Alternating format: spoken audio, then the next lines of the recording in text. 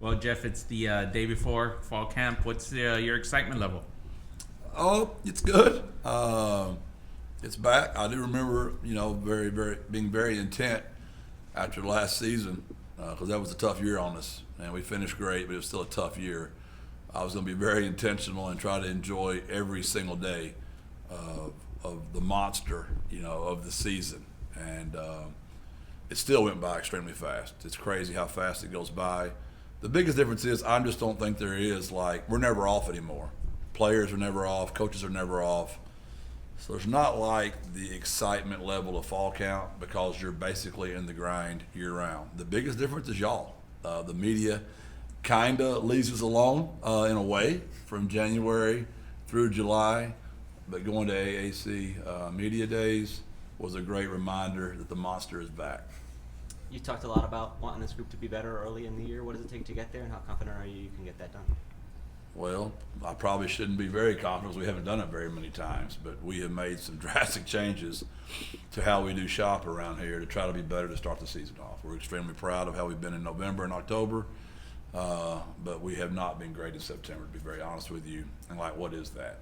And it seems like we kind of have this conversation every year about this time, and I tell you these things we've tried, and it hasn't translated on the field. So we took even more drastic measures this year, and hopefully it'll be better. Now, this might not be a good year to try to experiment because the non-conference, I feel, is the toughest non-conference schedule we've played since we've been here.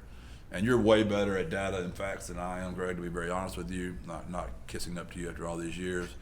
So you might be able to statistically prove me wrong, but I bet I'm right that we haven't played four teams this good to start the season off. You mentioned being even harder on the guys over the summer compared to the spring. What does that look like? How is that different from usual? Just what we've stated since January. It's just we're not letting anything go. And I've said this a million times, and I know y'all probably get tired of all my little sayings, but rules without relationships equals rebellion. And these players are the reason this is happening. They're the ones that agree we needed to button it back down, and they're the ones that have really helped me get this. And ownership, I've always told you guys that those guys are a reflection of me. Everything they do is a reflection of me. And I've got to do a better job of getting other people to own that their decisions on the field are a reflection of them and their team as well, and not just me. From the defensive side, you got so many places to go ahead and fill in. San Antonio and the UTSA fan base, who can they look forward to seeing? Maybe the transfer-ins that are coming in that came in either in the spring or only coming in here in the fall. Anybody kind of stand out that they should be keeping an eye on? I just hate, putting people's names out there that haven't done it on the field for us yet. It's a really good question and one that's worthy of an answer. It's just whenever you're replacing 11 starters, I don't know that I've ever done that in my career. I'm sure there's somewhere, when you've been a head coach for 21 years, there's probably a chance somewhere in there I'm not remembering that. But to replace all 11, we'd be here all night, me trying to just guess who those kids are going to be. We've literally had 33 kids competing for those 11 spots. And I can honestly say we could not give you our day one starting lineup for A&M right now.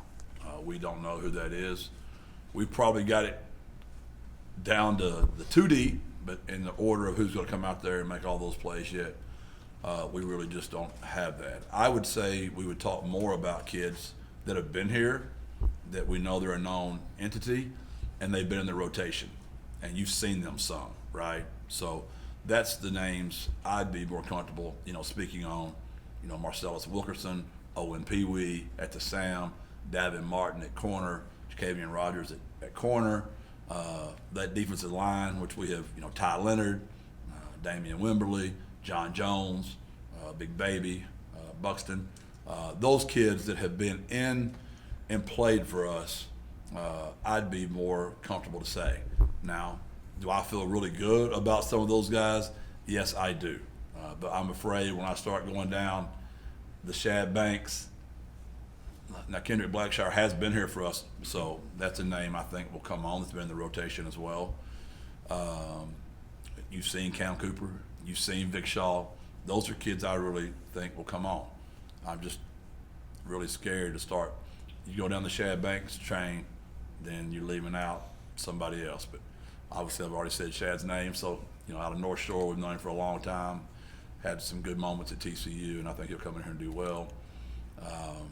And there are many more of those, but I'm more in the Jamarius Lewis, who made an interception versus Memphis. He's going to be returning at safety. Jimmy Weir coming back from an injury. I'd rather talk about our guys that have been here and then let you guys kind of figure it out as fall camp goes. I think I'll be a little more comfortable naming more names and getting those guys in front of y'all for interviews than I would be right now. Because of the roller coaster that you mentioned last year, and then how tough September is going to be, and because of what you just dealt with at Media Days, any early sense that this group may have like a connectivity or a closeness better than any you've ever had? Well, a roller coaster would be like a better version of the season than I don't even think we had a high point early. I think it was just like that'd be more like we were on a more of a mountain climb. We were like the very bottom, and then we just went up the rest of the year. So I think a roller coaster would be very kind of grading our season. It was more of we were bottomed out for a long time. And then when we got it going, man, we just smoked it those last 6 or 7 weeks, 8 weeks, whatever that was. As far as that, whenever you've made it as difficult as we have, I think relationships are just better. And we have just done more team punishment than we've ever done for one person's behavior. And it's something I've never really believed in. I've always tried to deal with things case by case, unit by unit, position by position. But this year we're just doing a whole lot more team punishment, a lot more team ownership, a lot more team accountability. And that has created way more friction, which has created better relationships. I've used the analogy 1,000 times. Kurt, Traylor, and I have put hands on each other, like many times. We have put scars on each other many times. But he's my brother, right? That's what good teams are like. The best ones are families. They fight, but they're brothers. And we're trying to get really comfortable living in the uncomfortable. And I'm not going to not coach one day than how I felt the day after the Tulsa game. And I haven't deviated from that since we blew that second half lead. We have just really buttoned things back up around here. And I don't want to paint a picture that it was like we were terrible, because we were not. We just did not do enough of the little things correctly to win those close games that we have historically won here. When you talk about defense and the amount of guys you have to figure out at each spot, how do you approach practice any differently compared to previous years, just to maybe get a better look or to see more of what they can do? Yeah, it's difficult. It is, because you don't live tackle very much, if at all. So there'll still be some of those surprises out there early in the year. But you're just trying to get your best group out there and the best ones out there. And we feel like we're pretty close, but I think it's a good thing that we don't know. I'm praying. That means we're just that deep. That's what I'm praying. Jeff, I wanted to ask you about the running back room. Can you talk about that group a little bit? You have 2 new transfers. What do you expect out of those guys early on? Just to grab a hold of the offense? I'd rather talk about Robert Henry, who's a returner, Will Henderson, Bryson Donnell. I feel really good about those kids. Frankie's really coming on, but I know you're wanting to talk about John and Amari, and so I'll answer your question.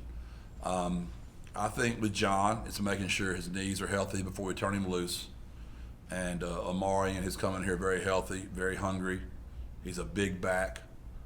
If we can get John back to anywhere close to what he used to be, he'll be really something special. And just 2 different totally backs on where they are in their career. John, this is his last year, and he's trying to get his legs well. and Amarian was just looking for an opportunity. And, you know, Lincoln and I, knowing each other from Texas all these years, spoke very highly of Amarian. He was right. He's a good back that was just looking for an opportunity. When you talk about how many guys you have back on offense, what are the questions you have to answer through the next month? What are some things you're focused on that side? Can we pick up right where we left off? Can we stay smoking hot? And just can we continue where we left off? And because we finished in a really good place. And we did all that without Oscar. We did all that without JT. We did all that without Mackay. We did all that without Vinley. You know what I mean? With all young kids out there. And those kids are all back.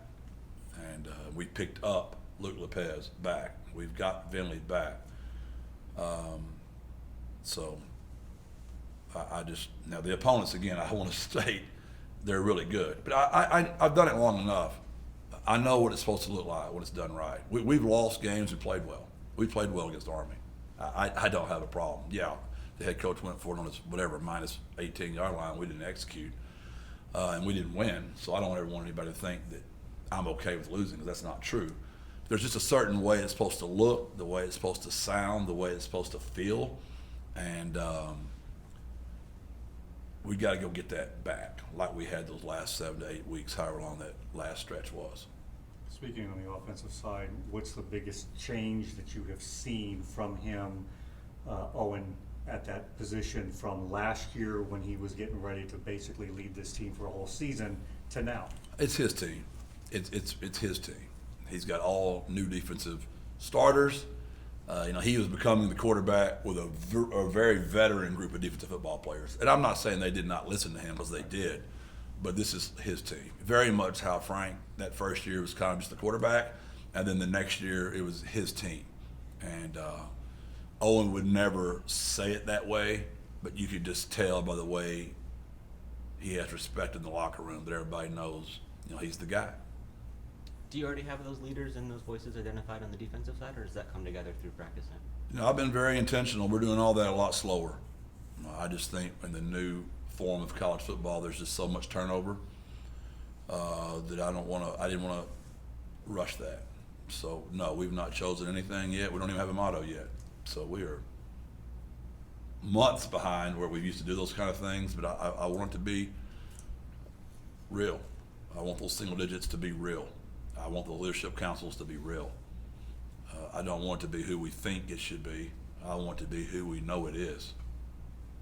Jeff, talking about expectations, I know you don't pay attention to this stuff, but I think some of the experts have you guys at 7, 8, 9 wins. That's kind of what the fan base expects. You touched on it last week. Just what's your are those fair expectations? No different than since we've ever been here, man. We could have been 2-10 most years, and we could have been 11-1 a lot of those years we've been here. The games are going to be close. It's going to come down to the very end. Who executes 2-minute, 4-minute, red zone, third down, coming out. It's going to be situational football. The Roadrunners are going to show up and play extremely hard. 4 of the 5 years, we've been very good in situational football. The 1 year we weren't. And we got to get back to the first 4. Wanted to ask you real quick about JT. I hadn't had the chance to ask you about him. What happened there, and then just kind of what do you think you're going to remember the most about him? Oh, like today, he showed up at Saxey. He's coaching wide receivers for a good friend of mine, Red Barron, who I'm very gratefully hired him as a varsity receiver coach. And guess what shirt he had on today? He had his runner shirt on. He was repping the Birds. So what a great story. Tried to hire him. He didn't want to coach college wide receivers. He wanted to coach high school wide receivers. Now he got him a varsity job at a very good place right off the jump street. So I am thrilled for him. His knees just weren't well yet, and we want to get him well. He's got enough game video. He doesn't need to worry about that. He needs to get his legs well and be ready for that pro day in March. And but what a great story. He thought he could do more for high school kids than he could for college kids. And if anybody can, JT Clark can. Thank you. Thank you. Appreciate it.